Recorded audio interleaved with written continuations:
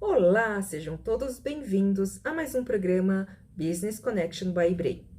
Sou a Kemi Soy do Ibrei e neste programa estaremos sempre trazendo economistas, empresários e autoridades especializadas em países da Ásia. Você terá um panorama geral sobre os países asiáticos e nessa segunda temporada do Business Connection by Ibrei apresentamos um escopo diferente, com informações inéditas, dicas culturais, dicas de etiqueta nos negócios e relatos da trajetória de empreendedores bem-sucedidos que vivem nos países asiáticos onde se estabeleceram. No episódio de hoje, vamos conversar com Fábio Asbeck e a Luciana Cohen, dois brasileiros que imigraram para Israel. Fábio é membro do board da Câmara de Comércio Israel-Brasil e representante em Israel do Ibrei. Além da advocacia, atua principalmente no desenvolvimento de negócios entre os dois países, com o objetivo de promover a inovação, o empreendedorismo e o desenvolvimento de negócios globais, assim como a abertura do mercado tanto no Brasil para as empresas israelenses, como em Israel para as empresas brasileiras. Fábio é formado em Direito, com especialização em processo civil, e conduziu no Brasil múltiplas negociações de compra e venda de negócios, imóveis e terras, fusões e aquisições de empresas. Trabalhando por muitos anos com shopping centers, apoiou estes empreendimentos nas áreas jurídica e administrativa. Luciana Cohen possui 9 anos de experiência em recursos humanos. Trabalhou em empresas multinacionais como a Grant Thornton, Luxottica Group e Coca-Cola. E em 2019 mudou-se para Israel, onde continuou atuando na área em uma empresa high-tech israelense como Global Talent Acquisition Manager, além de ser fundadora da consultoria A RH Me Ajuda, focada em preparação de candidatos para processos seletivos. Possui formação em psicologia pela PUC São Paulo e recursos humanos pela FGV São Paulo. Muito obrigada pela presença e participação em nosso programa, Fábio Asbeck e Luciana Cohen. Como foi mencionado, é um prazer, Fábio, tê-lo conosco nesse programa, pois ele também é o nosso representante do Ibrei em Israel. E Luciana, você, por estar aqui também e conhecer a nossa querida Madeleine do Ibrei, que também faz parte aqui da nossa equipe deste programa. Eu que agradeço o convite. É uma oportunidade bastante interessante para que a gente possa falar um pouquinho sobre o país que a gente vive. Obrigado pela oportunidade. Muito obrigada pela oportunidade, pelo convite. Fico muito feliz que a gente foi conectados pela Madeleine e poder passar um pouquinho da parte profissional e como é trabalhar em Israel. Bom, então agora começando com você, Fábio. Eu gostaria que você contasse para nós um pouquinho o que o levou a sair do Brasil e se mudar para Israel. Bem, eu sempre tive vontade de morar, de ter pelo menos uma experiência fora do país. Mas isso, até por conta da minha carreira como advogado, eu acabei não tendo essa oportunidade. E, somado a isso, eu via, infelizmente, uma violência aumentando no país, no Brasil. Eu tinha filhos, na época que eu vim, tinha filhos adolescentes, 13, tinham 14 para 15 anos, na verdade 15 já eles tinham feito, e eu não via condição eu não me sentia tranquilo de vê-los, que a idade que eles começam a sair, que eles começam a ter vida um pouco mais própria, de vê-los saindo sem a minha grande preocupação e dormir tranquilo e tudo mais. Além disso, infelizmente, por conta de toda uma situação que o país viveu e vive, sei lá, ainda, eu achei que o Brasil estava oferecendo muito pouco futuro para os adolescentes da idade dos meus filhos. Então, em uma viagem de turismo que eu fiz para cá, para Israel, eu vi como o país estava crescido, como o país tá evoluído, e eu achei que era uma oportunidade interessante da gente experimentar essa vida fora, o que me fez, obviamente, tomar essa decisão, e até hoje continuo e pretendo dar seguimento a isso, porque eu vejo um crescimento bastante interessante para a minha família. Certo. Obrigada, Fábio, por compartilhar aí a sua trajetória. Então, pelo que eu entendi, o principal motivo, um dos principais motivos, né, foi realmente pensando no futuro dos seus filhos, né? Conversando assim no outro episódio também, com outras pessoas que saíram, acho que o principal tema abordado realmente foi a questão da segurança, né? Então, muito obrigada por compartilhar aqui conosco. Agora, Luciana, eu gostaria de saber um pouquinho de você sobre a questão de que a gente observa que aqui no Brasil existem muitos judeus, mas nem todos eles são ortodoxos, né? Como é aí em Israel o quanto essas regras, né, elas influenciam nos negócios? Bom, essa é uma ótima pergunta. Em Israel existem judeus de todos os graus de religiosidade, né? Vamos dizer assim. Então, geralmente a gente vê pessoas mais religiosas mais na área de Jerusalém. Aqui onde eu moro, em Tel Aviv, é uma área mais jovem, então tem menos religiosos. E também as empresas tech, né, que a gente chama, elas também estão localizadas nessas áreas mais centrais, então Tel Aviv, Herzliya, onde tem menos religiosos. Mas ainda assim a gente vê grande diversidade trabalhando em high-tech, então tem não só como judeus de todos os tipos, mas também pessoas de outras religiões, árabes, muçulmanos, etc. Então pode ser bem diverso e você pode sim encontrar em empresas pessoas mais religiosas, né, usando o que a gente chama de kippah, que é uma coisa que os homens colocam na cabeça, e também pessoas que não são tão religiosas. Muito obrigada. Realmente, as pessoas, às vezes, elas não têm essa consciência de quanta variedade também de culturas diferenciadas existem em Israel, né?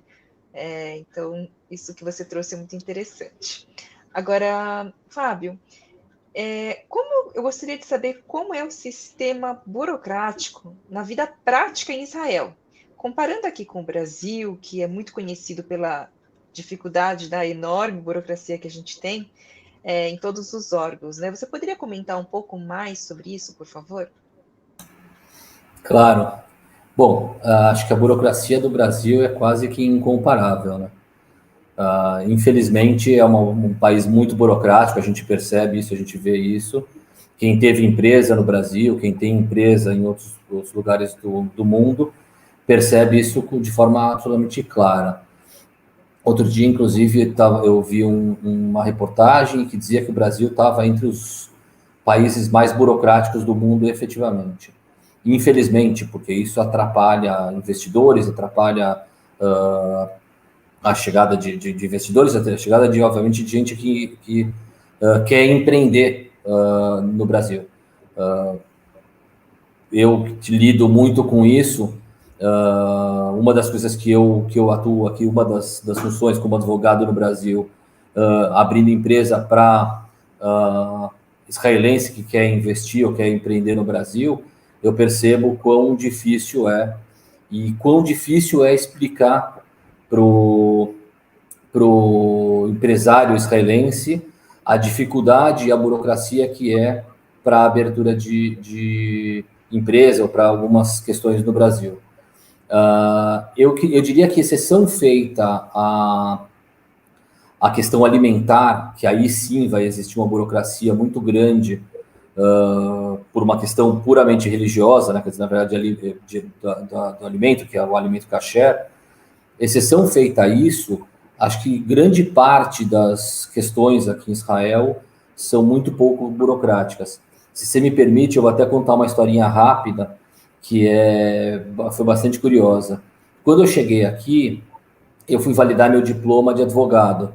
Não como advogado, mas como bacharel, que é o primeiro passo. Primeiro eu valido meu diploma como bacharel, e aí se eu quiser advogar, eu faço as provas necessárias, enfim, tudo, para validação efetivamente do diploma de advocacia.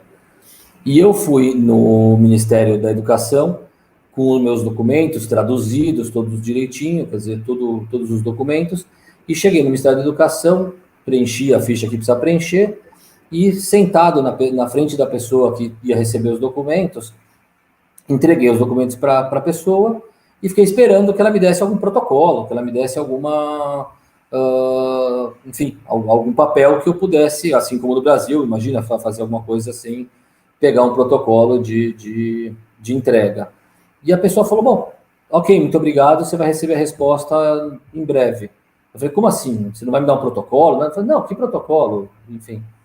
E, de fato, 2 semanas depois, mais ou menos 3 semanas depois, eu recebi em casa um papel, na verdade é quase até um formato de um diploma, que é um diploma de bacharel, como se fosse um diploma de bacharel, quer dizer, considerando que eu sou um bacharel em Direito, não para exercer a profissão em Israel, mas um bacharel em Direito, e 2 semanas mais tarde eu recebi um outro papel dizendo que os documentos que eu apresentei relativos à minha pós-graduação não foram aceitos em Israel por causa da quantidade de carga horária, e que se eu quisesse eu apresentasse outros documentos para que pudesse fazer a validação e eu fosse considerado como um pós-graduado aqui em Israel. Quer dizer, ou seja, a comparação da burocracia, contei essa história por causa da comparação da burocracia, quer dizer, nunca aqui no Brasil eu me sentiria tranquilo entregar. E não é por conta do funcionário, obviamente, é por conta de um sistema, que é um sistema extremamente burocrático. Aqui eu não sinto essa burocracia, muito pelo contrário. Tem papéis.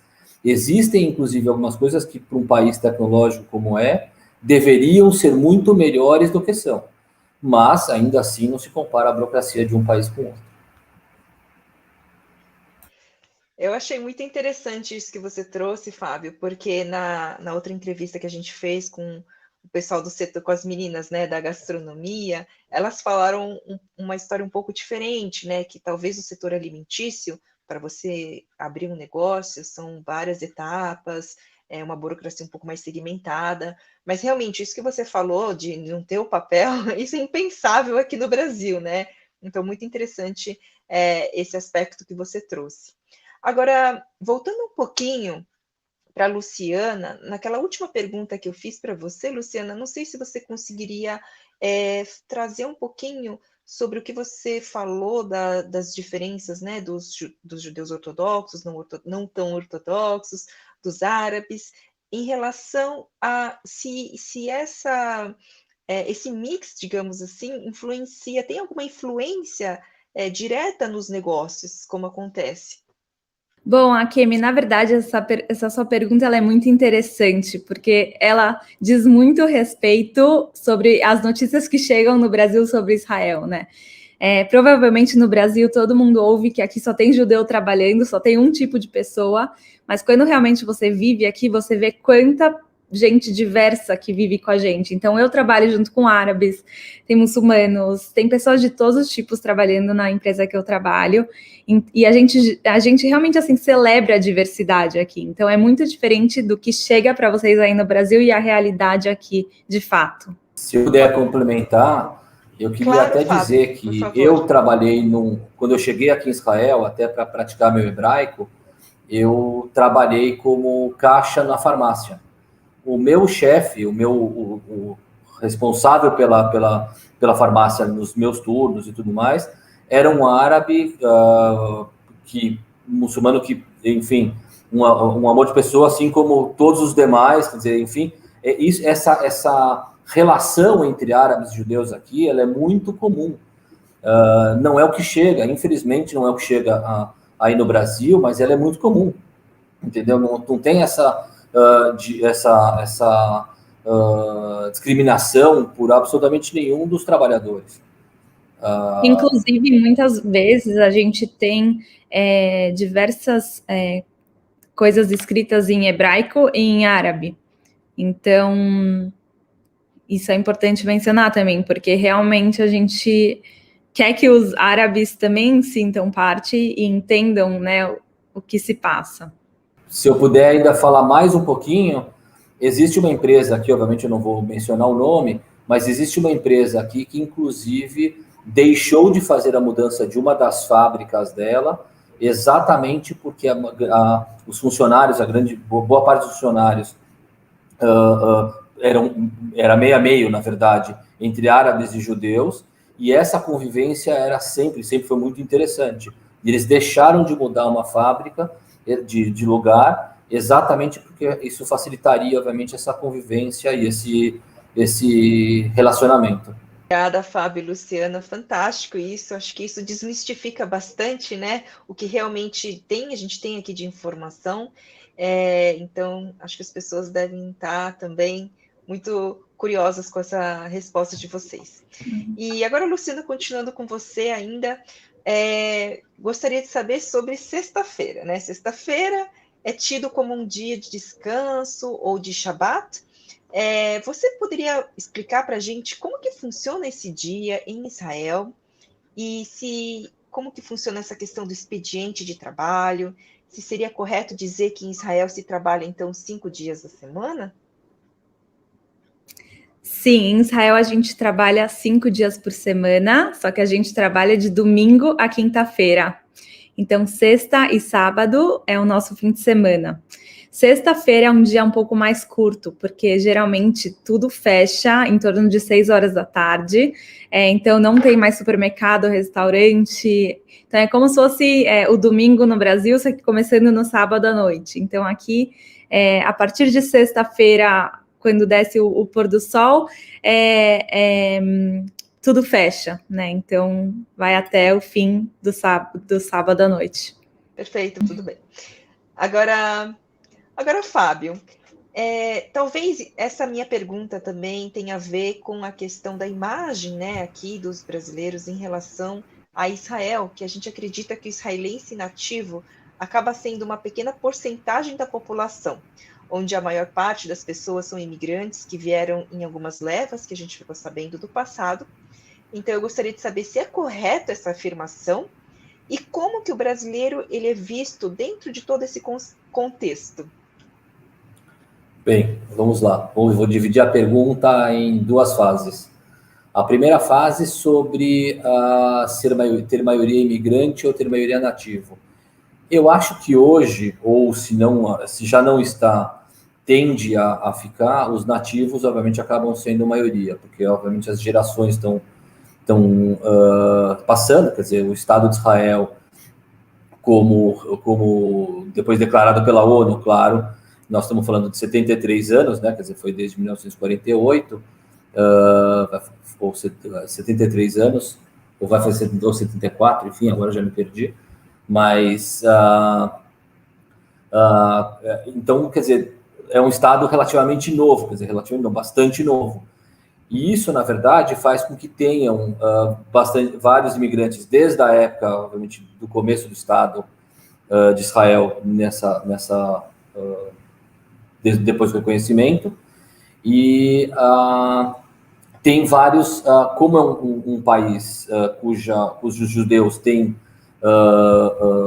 possibilidade de obter a cidadania de imediato, isso é uma legislação israelense, então isso acaba tendo bastante imigrante chegando ao longo dos anos.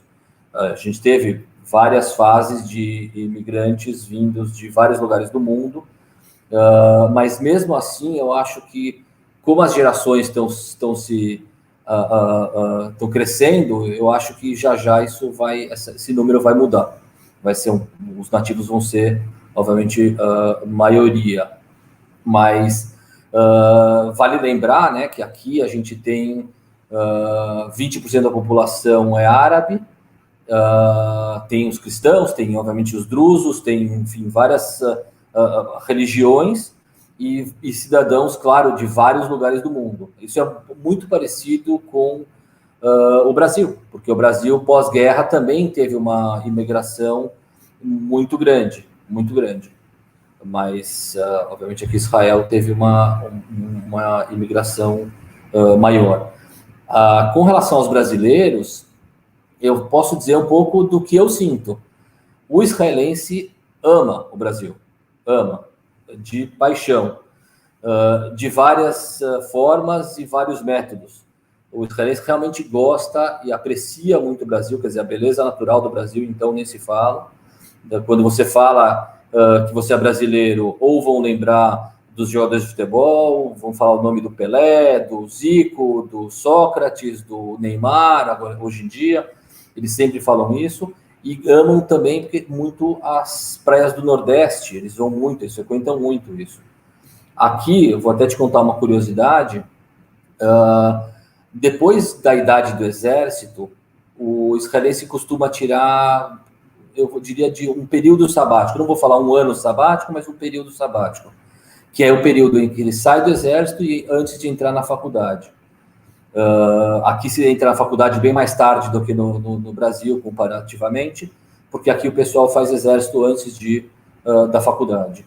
E nesse meio tempo, entre o exército e a faculdade, muitas vezes eles fazem uma viagem, e que muitos e muitos anos, eu estou dizendo geração, pessoas que hoje têm a minha idade, na verdade, eram pessoas que viajavam muito, faziam muito a América do Sul, em especial o Brasil. Então, as praias do Nordeste brasileiro são, assim, uma paixão muito forte de pessoas, de israelenses que viajaram para ir para o Brasil e amaram o lugar, até porque não dá para não amar as praias do Nordeste, né? Fantástico, obrigada, Fábio. Realmente, bom, eu acho que não é só o israelense, né? Quando a gente conversa com vários estrangeiros, quem não gosta daqui da praia do Brasil? O Brasil realmente tem uma riqueza natural muito bonita. E, bom, agora, Luciana, falando um pouquinho do passado também, que a gente escutava muito sobre os famosos kibbutz. Como que eles são vistos atualmente? Eles perderam a sua atração social, econômica? Você poderia comentar um pouquinho sobre isso? Antigamente, o kibbutz ele tinha uma vida mais comunitária, né? Então, as pessoas trabalhavam e viviam no kibbutz e eles dividiam as refeições, lavanderia, todos os ganhos do kibbutz, né? Eram comumente compartilhados. Hoje em dia, os kibbutzim, eles ainda existem, tá? Então, por exemplo, o meu noivo a família dele mora num kibbutz, mas sim perdeu um pouco do espírito de coletividade, né? Assim, eles ainda trabalham, né? Tem pessoas trabalhando lá na agricultura do kibbutz, mas, por exemplo, as refeições familiares não são feitas mais juntos, né? As pessoas agora comem cada um na sua casa, cada um faz sua lavanderia, então deu uma modernizada assim na vida do kibbutz, não é tão mais comunitário como era antigamente. Entendi, mas em termos assim, então, da importância em termos social e econômico, como que isso está atualmente? Ele continua sendo forte, uma referência, ou ele agora as pessoas ainda conhecem? Poderia explicar um pouquinho mais como ele está agora no momento? Muitos kibbutz ainda têm produção, né? Então produzem leite, frango ou mesmo móveis, vinho. Então sim, ainda são ativos na sociedade e produzem sim, movimentam a economia do país. Sim, Se me Fábio. permite complementar um pouquinho, acho que é Claro. bastante relevante dizer que os kibbutzim perderam um pouquinho, que eles perderam. Eles continuam com essa vida, como a Luciana bem falou, eles continuam com essa vida em conjunto, porém separados, né? Isso é uma curiosidade isso, mas muitos deles cresceram em razão das fábricas que eles têm, em razão das produções muito menos agrícolas e mais fabris. Apesar eles não esqueceram a parte da agricultura, mas eles deram muito mais ênfase às partes fabris e isso, obviamente, acabou trazendo uma experiência e talvez uma bifurcação na forma de tratamento do próprio kibbutz entre seus integrantes, né? Na verdade. Então, por exemplo, assim, uma pessoa que de qualquer país, né, independente do Brasil, que for fazer um aliá, por exemplo, hoje ele já não optaria por um kibbutz. Na verdade, hoje em dia não tem. Eu posso estar errado, porque pode ser que um ou outro kibbutz ainda aceite, mas os kibbutzim hoje em dia não aceitam mais pessoas novas, famílias novas, porque exatamente por conta dessa modificação, ainda que pequena, média ou grande, depende do kibbutz, com relação a estilo de vida comunitária, os lugares acabaram sendo destinados àquelas famílias. Não tem mais espaço para crescimento para outras famílias. Existe espaço para as famílias dos filhos dos integrantes, eventualmente, mas normal, que é mais comum, né? Mas entre um imigrante não tem espaço para chegar e morar num kibbutz, especialmente se vem com família. Às vezes jovem, talvez até pode ser que tenha. Não sei se a Luciana consegue me corrigir com isso, mas com a família não.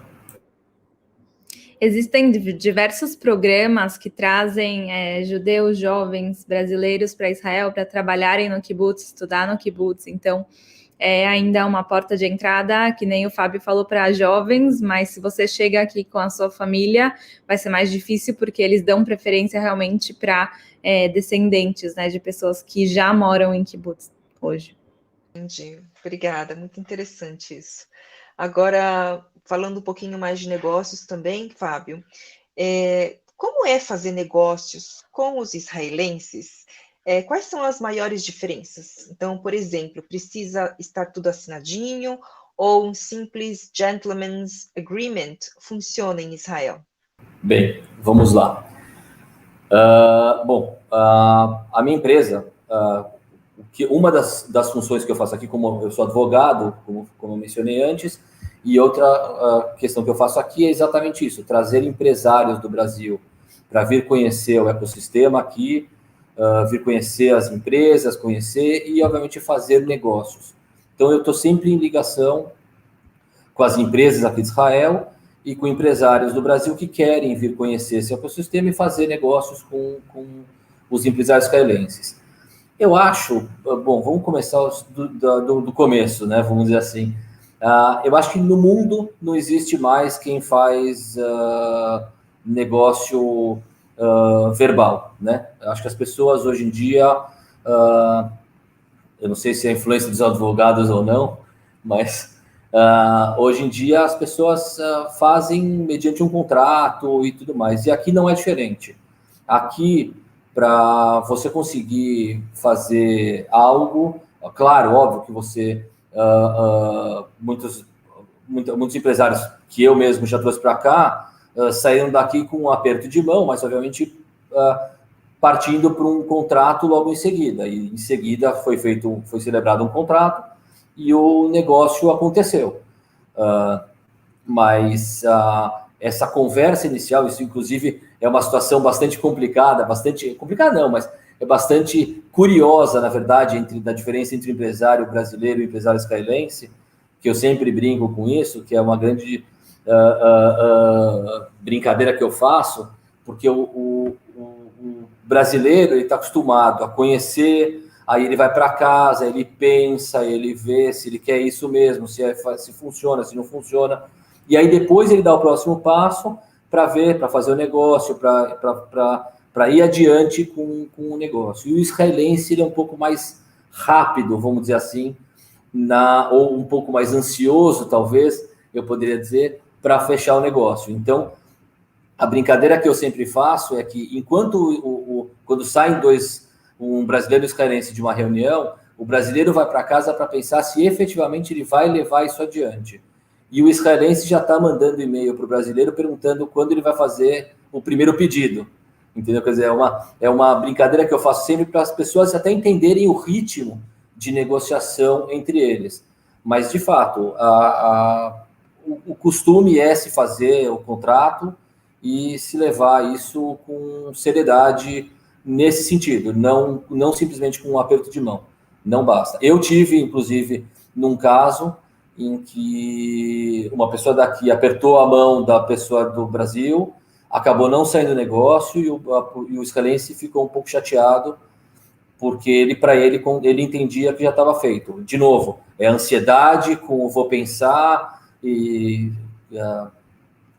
por isso que isso foi uma das coisas que mais me incentivou, inclusive, a eu fazer essa ligação entre as duas empresas, porque não é uma conversa que flui com facilidade, porque são culturas completamente diferentes. Mas e, por exemplo, assim, em relação à palavra, né? Porque, assim, por exemplo, na Ásia, no geral, Não, a Ásia é muito grande, né? Desculpa. Vamos começar pelo Japão, como por exemplo. A palavra do japonês, ele tem um peso muito grande nos negócios, né? Então, tanto é que eles geralmente não falam não. Então, eu queria entender um pouco também como funcionaria, talvez, em termos culturais, essa questão da palavra, o quanto a palavra pesa para fechar um negócio. Então, se a pessoa fala assim, não, eu vou fazer, significa que realmente ela vai, ou ela pode voltar para trás, ela está falando só para agradar. Você poderia comentar um pouquinho mais sobre isso? Eu vou te dizer que não é porque deu a palavra que 100%, está 100% fechado, ok? Mas, de outro lado, eu vou te dizer o seguinte, o israelense, ele é muito direto. Então, se ele não quer o negócio, ele vai falar para você, não quero e pronto. É diferente do... Eu que vivi tantos anos no Brasil, posso dizer que a cultura é diferente. O brasileiro é uma pessoa, tem uma cultura de dificuldade de falar não de imediato. Então o brasileiro, ele é muito mais simpático, tal, vai falar, vai não sei o que, tal. Aí ele vai para casa pensar. Por isso que eu faço essa brincadeira. Aí ele vai para casa para pensar, para ver se ele efetivamente vai fazer. O israelense não. O israelense, ele vai falar para você, se ele falar para você, ok, eu vou para o Brasil daqui X tempo, porque eu vou lá ver a produção, e se eu gostar da produção eu vou trazer, ele vai fazer isso. Eu te falo porque isso que aconteceu nesse caso de apertar a mão foi exatamente isso foi exatamente essa situação. O israelense falou, ok, daqui 2 meses eu estou no Brasil, vou olhar sua produção e se eu gostar, está fechado a operação. E o brasileiro foi para o Brasil, passou um período, o israelense falou, estou indo, o brasileiro falou assim, não, eu não tenho condições de te atender. E o israelense ficou super chateado. Entendeu? Quer dizer, então, de novo, eu não vou te dizer que está 100% fechado, porque, obviamente, enquanto não está assinado, eu acho que as pessoas entendem de forma diferente. Mas o israelense não é de falar, pode ser, não pode ser. Não, se ele quer, se ele não quer, ele não quer. Ele é mais direto nisso. Entendeu? Ele não chega a ser como no Japão, mas não é como no Brasil. Agora, antes da gente ir para a última pergunta, queria aproveitar essa pergunta que a gente está falando das diferenças, né, culturais nos negócios. Luciana, você que é do setor de RH, existe também, talvez no processo, alguma diferença que você veja, assim, que seja importante, talvez, salientar e colocar aqui no programa para as pessoas saberem, no seu setor, entre Brasil e Israel? Eu acho que as relações humanas em Israel, elas são mais informais. E isso vai para o RH também nos processos seletivos. Então, no processo seletivo, os recrutadores, eles entram em contato por meio do WhatsApp, eles ligam, a forma como dão feedback é um pouco mais informal do que no Brasil, até diria um pouco menos profissionalizada, ainda tem muito o que se desenvolver por aqui, a gente trabalha todo dia para isso. Então, acho que é realmente essa informalidade, né, que a gente encontra muitas vezes nos processos seletivos aqui. Que interessante isso. Acho que talvez os brasileiros se sintam mais à vontade, né? Quebra um pouco o gelo, assim. Bom, então agora é saber sobre dicas. Quem não gosta de dicas? Vamos falar sobre isso. Começando por você, Luciana, depois gostaria de escutar também você, Fábio. A gente sabe que em toda cultura, né, existe etiqueta nos negócios. Então, gostaria que vocês comentassem do que se deve, o que não se deve fazer em Israel. Bom, o que fazer e o que não fazer? Eu acho que uma das coisas eu mencionei um pouco antes, se você, o empresário brasileiro que quer fazer negócio em Israel, acho que ele tem que, antes de mais nada, conhecer Israel e a cultura de Israel. Eu não estou fazendo minha propaganda porque eu faço essas missões, tá? Mas eu acho que efetivamente é importante. Por uma questão de entender quando o israelense está fazendo ou está te apresentando algo, ele está perdendo o tempo dele ou dando o tempo dele, melhor dizendo, para te apresentar o produto que ele está fazendo, desenvolvendo e querendo vender, eu acho que é importante que você tenha o respeito que ele do tempo dele. Assim como acho que o israelense com o brasileiro, a mesma coisa. Não dá para... eu estou dizendo como para sentar numa mesa, para negociar mesmo, para conversar, para entender. É óbvio que o israelense sabe que o brasileiro vem aqui conhecer, entender como é que funciona o sistema, como é que funciona as negociações, como é que conhecer as inovações, as tecnologias daqui, que são realmente de brilhar os olhos. Agora, fazer negócios é você levar a sério, é você entender o que você está indo conhecer, é você entender que você está indo tratar com um empresário também, quer dizer, que você não está indo num museu, entendeu? Quer dizer, conhecer o negócio. Isso eu estou dizendo desse modo. Do modo de exportação e importação, que é uma coisa muito comum também e que a gente vê bastante, eu acho que é a seriedade da entrega do produto, a seriedade, claro, de um lado o pagamento e do outro lado a entrega. Eu acho que tudo isso é importante. Algumas questões, na verdade, que eu acho que é interessante, aí eu estou falando de costume, como a gente tocou no assunto lá atrás sobre religião, é importante você saber com quem você está tratando. Então, por exemplo, ver uma mulher aqui para uma reunião com um homem religioso, ele, por uma questão religiosa e nada mais do que isso, ele não dá a mão para uma mulher. Isso não quer dizer um desrespeito, isso é só dizer a respeito da religião dele. Então, é importante que ela saiba que isso não é nenhum desrespeito a ela, muito pelo contrário, ele não está em nenhum momento menosprezando a pessoa, ele só está cumprindo a parte dele na religião. Essa é uma questão. Ele não vai deixar de fazer negócio, mas, obviamente, ele vai ter uma distância que a religião diz para ter. Eu tentei misturar os dois temas para poder demonstrar um pouquinho algumas questões dessa natureza. Com relação à alimentação, que a gente comentou também lá atrás, por causa da burocracia, que ela é, obviamente, muito maior do que a burocracia para todos os demais, com relação à alimentação é a mesma coisa. Quer dizer, se você vem para Israel, eventualmente tentando oferecer alguma coisa, tem que entender que o país é um país judaico e, portanto, quer dizer, predominantemente judaico, eu diria, até tem maioria judaica, e é um país judaico, e, portanto, não adianta vir aqui e falar sobre, por exemplo, tentar vender carne de porco, que é uma carne que não se come na religião judaica. Eu acho que não é esse o produto. Então, acho que entender um pouco da cultura, do que é o país e tudo mais, acho mais relevante do que todo esse... De resto, são seres humanos normais, não tem nenhuma diferença gritante para fazer negócio. Em relação a uma coisa mais cultural mesmo, né? Então, por exemplo, a gente sabe que na Coreia muitos negócios são fechados não dentro do escritório, né? Num jantar, assim, com bebidas, enfim, num momento mais descontraído. Isso também faz muito parte da cultura chinesa, por exemplo, nos negócios. E em Israel isso também é forte. Isso já é uma questão cultural, né? Assim, entre onde vocês poderiam comentar sobre isso? Aqui se costuma fechar negócios no escritório. Não tem essa cultura.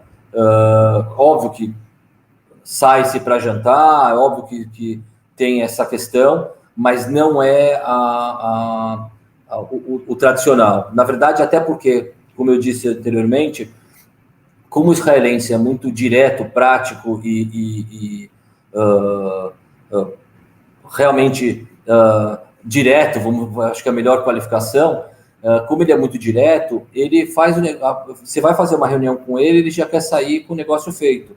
Ele não vai esperar o jantar. Entendi, obrigada. Mas então, Luciana, uma dica então para uma pessoa física, que ela queira, de repente, enviar o currículo, começar uma carreira numa empresa em Israel, qual dica você teria para essa pessoa? Olha, para quem quer trabalhar aqui em Israel, eu recomendo, primeiramente, trabalhar muito bem no seu currículo, né? Como a gente sabe, currículo é a porta de entrada, né? A sua imagem, a primeira coisa que o recrutador vai ver sobre você é seu currículo. Então, trabalhar muito bem nisso. Aqui também tem muitos programas de referência interna, né? Então, as empresas, elas acabam compensando o funcionário com dinheiro mesmo, quando eles indicam alguém para trabalhar na empresa e a pessoa é boa e contratada. Então, eu recomendo muito fazer networking e toda aquela preparação, né? Então, revisar a empresa, a vaga e se preparar mesmo para a entrevista. Perfeito, ótimas dicas. Espero que isso tenha ajudado as pessoas que querem, de repente, começar um negócio em Israel ou fazer o aliar, enfim. Agora tem mais informações aqui. Muito obrigada pela contribuição de vocês dois. Bom, então, Fábio, agora para a gente finalizar, nós sabemos que existe um conflito que a gente não pode ignorar, que é passado pela mídia, um conflito de guerra acontecendo em Israel. E eu gostaria que você, como residente, compartilhasse com a gente como que é isso na prática mesmo. Poderia compartilhar um pouquinho sobre sua visão, por favor? Akemi, super importante sua pergunta, super importante mesmo, e para mim, eu fico muito feliz de ouvir tua pergunta, e te explico por quê. As notícias que chegam no Brasil sobre Israel, elas são completamente distorcidas, infelizmente. Infelizmente, a mídia brasileira, e eu acompanho a mídia brasileira, mesmo morando aqui, claro, porque eu me interesso muito pelo país, seja porque tenho família morando no Brasil, seja porque eu faço negócios entre Brasil e Israel, é muito relevante para mim. E, infelizmente, as informações que chegam no Brasil são muito, muito, muito distorcidas. Uma brincadeira que eu faço sempre é que sempre que o Hamas ataca Israel, não sai uma linha sequer nos jornais, nas televisões, nada, nada, nada. Basta Israel responder, que aí simplesmente aparece foto de capa de jornal, notícias e mais notícias, e mostrando imagens completamente distorcidas, completamente equivocadas sobre isso. Isso, para mim, e eu vou dizer, me deixa muito chateado, já me deixava quando eu morava no Brasil, mas eu não sentia tanto como hoje que eu vejo a situação acontecendo. Nesse último conflito, por exemplo, eu que moro no centro do país, vi, se não fosse o sistema de defesa de Israel, o Iron Dome, né, que Israel tem, que é para abater os mísseis, porque foram mais de 400 mísseis atirados pelo Hamas, muitos prédios teriam sido detonados. Eu estou dizendo no centro. Eu mesmo vi míssil sendo abatido na minha cabeça, em cima de mim, tipo, olhando para o céu, eu via isso acontecer. E isso, obviamente, a mídia no Brasil, ela não mostra, ela mostra de uma forma completamente equivocada. E isso, na verdade, é bom que se diga, isso acontece nesses períodos. Tem muitas vezes em que o Hamas ataca Israel nem responde, ou responde de uma forma, escuta, tentando, porque Israel quer paz, Israel não quer guerra, não é isso que é o objetivo.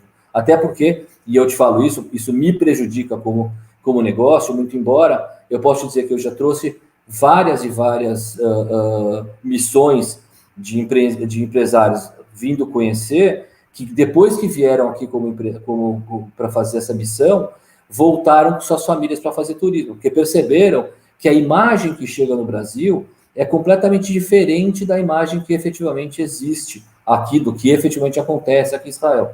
Aqui a gente vive numa segurança absoluta, a gente realmente vive numa segurança interessante, a gente convive muito bem, como a gente já mencionou em perguntas anteriores, em respostas anteriores, a gente convive muito bem entre árabes e israelenses. Óbvio que tem conflitos.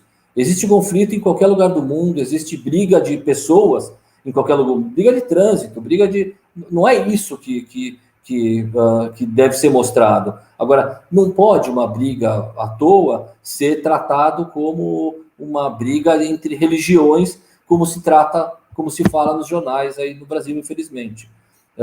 Ou, eventualmente, um ataque respondido depois de tantos ataques que vieram dos terroristas de Gaza em Israel. Quando Israel devolve, não é nesse momento só que tem que aparecer a informação, tem que aparecer o tempo inteiro. Então, eu achei super interessante a tua pergunta, até para esclarecer isso e até tranquilizar as pessoas que querem conhecer Israel, que querem fazer negócio com Israel. Não é o que, infelizmente, a mídia mostra normalmente. Obrigada, Fábio. Acho que foi muito importante você trazer essas informações para a gente aqui, porque nada melhor do que uma pessoa que está morando em Israel, propriedade total, de estar falando e passando a imagem correta do que está acontecendo, né? Inclusive, acho que foi esses dias, apareceu num canal aqui da televisão também, como na televisão brasileira, canal aberto, que Israel é um dos países, um dos melhores países para se empreender. Então, assim, as pessoas, eu tenho amigos que viajaram para Israel, amaram, assim, ficaram realmente muito encantados, principalmente com a questão da segurança que eles sentiram. Então, assim, é muito importante a gente desmistificar e passar realmente a imagem correta de como é Israel, né? Então, as pessoas que queiram fazer negócios, eu acho que com todas essas informações que a gente trouxe, as pessoas vão estar muito mais bem informadas. Muito obrigada pela sua contribuição, Fábio. Fico feliz em ouvir isso e estou sempre à disposição. Obrigada mesmo pela participação, Fábio e Luciana. Muito obrigada, Kemi. Muito obrigado, mais uma vez agradeço o convite. Acho que é uma oportunidade bastante interessante para que possa desmistificar algumas questões que chegam no Brasil sobre Israel, e mais do que isso, é mais do que tudo um convite para que venham conhecer Israel, seja para turismo, seja para negócio. Acho que vale a pena, é um país maravilhoso, assim como o Brasil. Muito obrigada, Kemi, pelo convite, agradeço muito. Eu acho que o melhor jeito de você conhecer sobre um país é realmente falar com quem vive nele, né? E alguém que possa te dar um pouquinho da nossa experiência. Então, fico muito feliz em poder compartilhar. E boa sorte, obrigada a todos. Obrigada, muito obrigada pela contribuição de vocês dois mesmo. Muito obrigada pela presença, Fábio Asbeck e Luciana Cohen. Hoje conversamos com mais 2 brasileiros que imigraram para Israel. Espero que você tenha gostado do nosso programa e do conteúdo que trouxemos. Se você gostou, convido você a nos acompanhar em nossas redes sociais, compartilhe com seus amigos e ajude-nos também a divulgar a cultura asiática no mundo dos negócios. Agora, se você tiver perguntas, sugestões sobre países e temas que você gostaria de assistir aqui, nos escreva via direct no Instagram do nosso programa. Nos vemos na semana que vem. Até lá!